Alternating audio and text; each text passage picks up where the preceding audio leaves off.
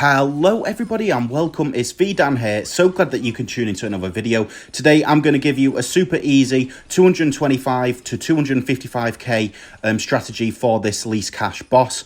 I am sorry that I've been away for the last couple of weeks. Well, to be honest, it's because this new boss system I wasn't a fan of, but I think this event is much more fun, to be honest, because the previous ones, as you guys probably all knew, there was such a kind of bland strategy to execute and there was not really any creativity, whereas having it on Dreadbloon and with some modifications actually makes it quite interesting. Okay, so let's discuss the actual setup that I did here. By the way, this run only took about an hour to complete, if that. And also this, I just want to preface this by saying this will not be a top 50 run, okay? But I hope it gives you a flavour of some ideas that you could potentially incorporate into an optimised run. So the main part that I thought was really cool is that 204 sub spam is very, very strong. And this kind of layout that I'm doing here was inspired by Feed Me Pie, who is a great player and friend of mine in the Discord. So shout out to him as he goes for a sub 190k run. But 204 subs are very, very strong. They do a lot of great DPS. Now, I made a mistake here because I bought a 205 one as well. Okay, I got the Commander. Now, that is basically a waste of 25,000 and it's just a big derp move on my behalf. So you do not need to get Sub Commander, okay? So that's an immediate 25k or 30k, however much it is saved.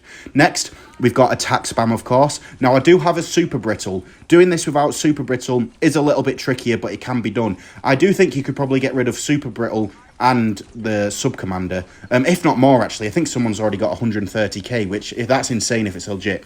Now, anyway, we have a Glue Storm, we have a Call to Arms, we've got a few Alk buffs, okay? You want some AMD and Berserker Brews, potentially, and I always get one Perishing Potion. And then I've got a Bloon Solver. Now, I'm not really sure, because I've not tested otherwise how needed it is, but I basically got this because I wanted help for the rock balloons in this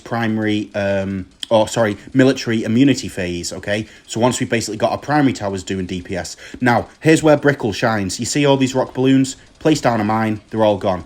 Brickle is extremely strong. I mean, if you could just stack up absolutely loads of Brickle mines, you'd be in for a good run here. But sadly, I think some DDTs and stuff will get in the way. Now, you do need to be careful with your glue usage because 126, 128, you've got a lot of DDTs. So make sure that you've got the glue ready for them, okay?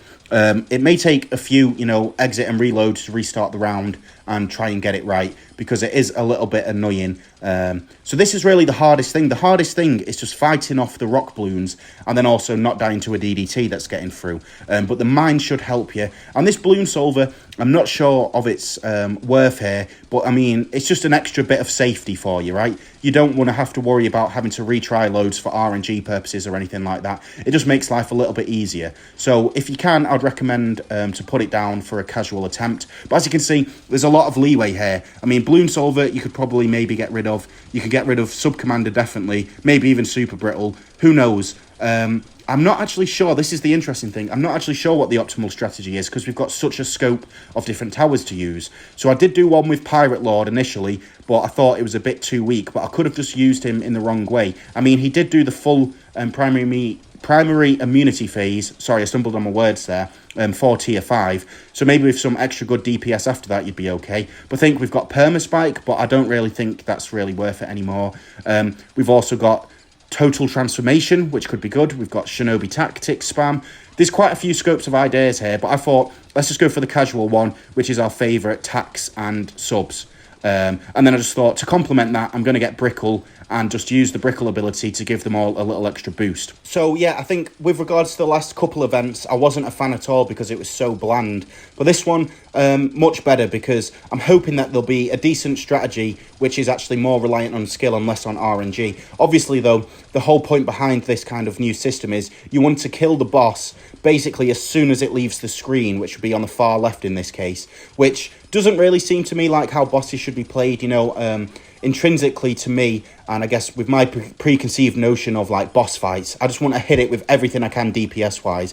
But I'm not as against this one as I was the last boss event because heli stalling I think's a terrible mechanic, and we shouldn't have an event based on that, in my opinion. But as you can see now, we're getting close to beating this immune to military phase, starting around 132, so you will climb up some of the rounds, which does require you to be a bit diligent with all your usage of all abilities. Basically, you can keep Call to Arms active at all times, and you can keep the Brickle ability active at most points, but be careful with your glue and mind, because because they can save you in some situations. And then now that we're at this point, Dreadbloon's turning back. He's about to hit all the attacks. We've got our sub-army, and now as you can see, look at the bar go. It's actually I think this is actually pretty quick. Just be aware of the few instances where I've dropped a mine, the kind of rounds that I've done it on, or at least basically the rounds where they needed to be done on, just to help out with mainly the rock balloons. But as you can see, now we're going to just get an easy, nice, plain sailing to the finish, and it's a nice pace, so it's quite satisfying. Once you've made it through that immune to military phase, then, you know, life's good and you're definitely going to do it. But I'm interested to think of, or hear everyone's opinions on this boss, because it's definitely better than the other ones, but is this really how bosses should be?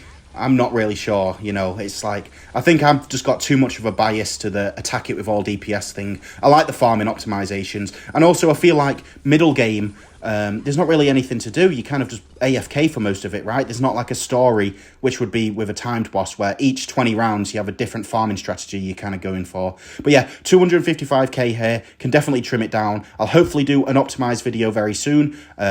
I mean, there's some pretty insane scores now. I think currently there's 130,000 score-ish, which if that's legit, that is pretty insane, and it shows that we're missing something. But I do think the subs are a great military attack. But like I said, Pirate Lord does work, so maybe that's the optimal way, and then we have to think of some other things to finish it. But yeah, thank you for all the support, and I'll hopefully see you guys very soon.